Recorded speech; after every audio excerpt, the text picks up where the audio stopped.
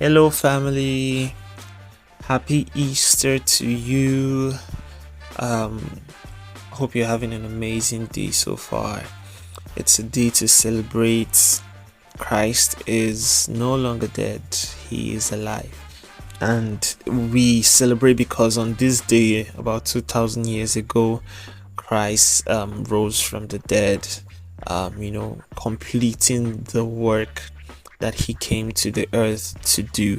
And because of that, because of his death and resurrection, we now have access to the Father. We can now be true sons and daughters of the Father, and we have that intimate relationship with God because he died and rose again on the third day. And so happy Easter, guys. Happy Easter to you. Okay, so with that being said, welcome once again to Church Boy Talks.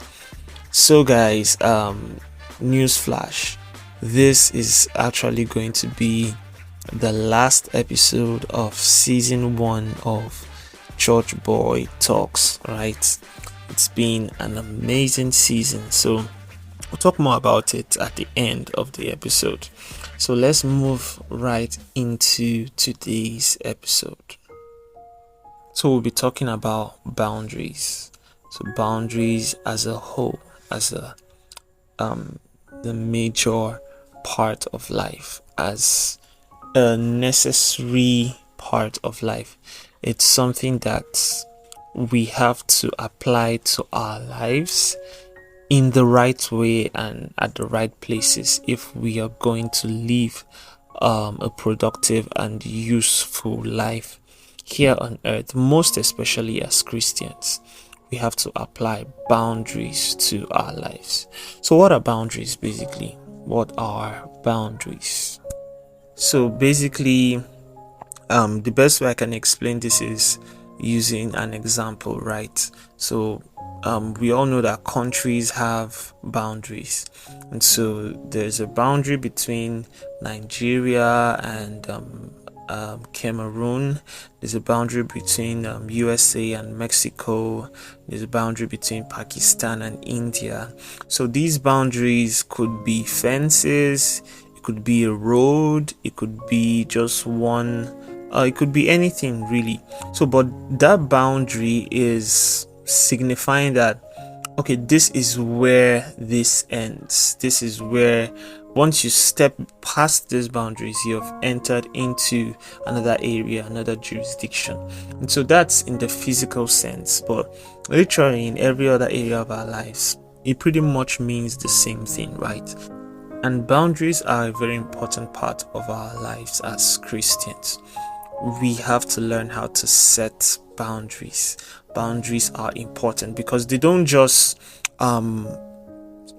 define a particular space or area in our lives, but they also serve as a form of protection, right?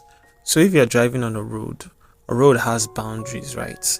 And those boundaries are basically not just to signify that this is where the road is, but it's to keep the cars safe so that they don't veer off the main road and probably fall into a ditch, or drive into a ditch rather, or drive outside the road, which would in most cases cause an accident that can result to the loss of the life of the persons involved. And so boundaries protect us. Boundaries guide us on the right path to take. And so as Christians and as humans, we have to set boundaries in every area of our lives. Boundaries protect us from a certain set of people that may negatively influence our lives, and it also protects us from having certain negative experiences. Okay, let's use dating for example. And so as a Christian in a Christian relationship, boundaries actually help you to honor God in your relationship. And one of the many boundaries we should set in the area of dating now is boundaries that help us stay pure sexually in the relationship, because as Christians we know that God desires us to keep ourselves till marriage. He desires the relationship to be clean and to be void of sexual activities until marriage, right? So boundaries basically help us as Christians to achieve this. So there are a whole lot of boundaries that you could set. For example, is setting boundaries of how physically intimate you guys get. It's some people may say we can engage in other stuff as long as we don't engage in the actual act, but I think you're shooting yourself in the foot, right? Because when you're driving, for example, now on the road, you are not thinking of how close can I get to the boundary without veering off the road. You're thinking of how well can I stay on track, how well can I stay in the road properly, that I don't have to get close to the boundary. That should be the same mindset in setting boundaries for dating. So instead of thinking of, okay, what are the activities that we can do that the Bible may not expressly state as sin, but can eventually lead to sin. So instead of thinking of, how far can we go in physical intimacy without us falling into the actual sinful act, why don't think of how far we can stay away from it to and remain on the main track. It's kind of like also when you go to a zoo. When you go to a zoo, there's a cage usually for the animals, right? Let's say a lion.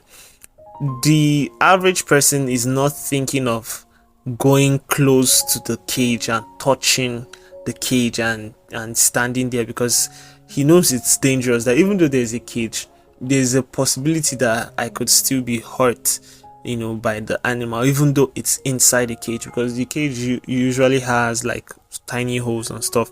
And we've actually seen cases where a tiny part of a person might have been caught by the lion's mouth or the animal in question, right? And that cage is basically a boundary.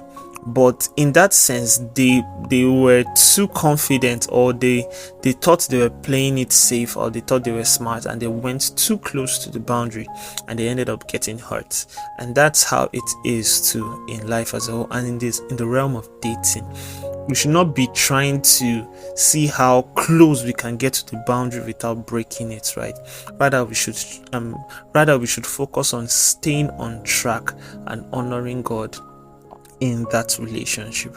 And that's just one of the ways that boundaries help our lives as Christians. Dating is just one of the ways. We could also set boundaries in our friendships, right? You can set boundaries that you will not tolerate certain attitudes from certain individuals, right? That once it gets to this point, you've set that boundary that anybody that gets to this point in terms of their attitude or negative attitude towards me, you won't allow them beyond certain spaces in your friendship, right? So you will not grant them certain levels of access to you, so you could just deal with them in a more casual way. So that's also a form of boundary.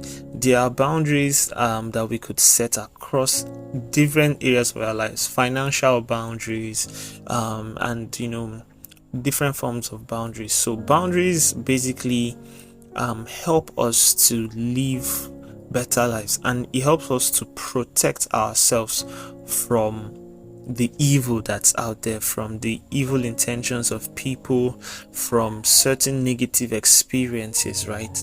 And yeah, that's basically just it. So guys, I don't know, in what areas do you think you need to set boundaries? Could it be in your friendships? Could it be in your relationships? Could it be in your finances and all the stuff? So financially, the boundary could be in form of a spending limit. So you set that boundary that for this month I'm not going to spend above this amount, because I need to save towards a particular target, right? And in order for me to do that, I need to be able to apportion a certain percentage of my income into my savings. And for me to achieve that, I need to have a spending cap, a spending limit. That also is a form of boundary. So really, boundary cuts across various areas of our lives, and it's very useful and very necessary for us to have boundaries in different areas of our lives if we're going to achieve and maximize our lives as a whole. Okay guys, so tell me in the comment section the parts of your life that you would be setting new boundaries, and the boundaries that you've set before that you'd be revisiting, and all the stuff. Look forward to hearing from you guys. And with that being said, we've come to the end of this episode, and we've also come to the end of season 1 of Church Boy Talks. It's been an amazing journey. And we've talked about a whole lot of things, right? And it's been amazing all through. Really grateful to God for bringing us thus far, and I believe it's going to get bigger and better as well. And so this is not goodbye, this is see you soon. Once again, thank you so much for listening to the amazing episodes of Church Boy Talks season 1. Don't forget, you can always go back and listen to your favorite episodes, and you could share them across various platforms. And if it's been a blessing to you, you could also share it with your friends and let it be a blessing to them as well. And once again, from your humble host, just want to say thank you so much for being a part of this amazing journey and this amazing experience. And I look forward to having you guys back in season 2. And someone may ask, when is season 2 starting? It will be announced at the right time. And so keep up with me on my social media handles. On Instagram, it's _simply blessed. So simply spelled with an I at the end. So instead of SIMPLY, it's SIMPLI, then blessed. So _simply blessed.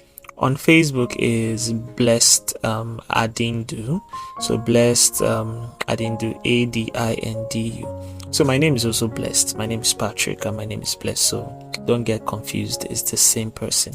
So thank you so much, guys. So look forward to seeing you guys in the next season. God bless you. Stay safe. And this is Church Boy Talks with Patrick.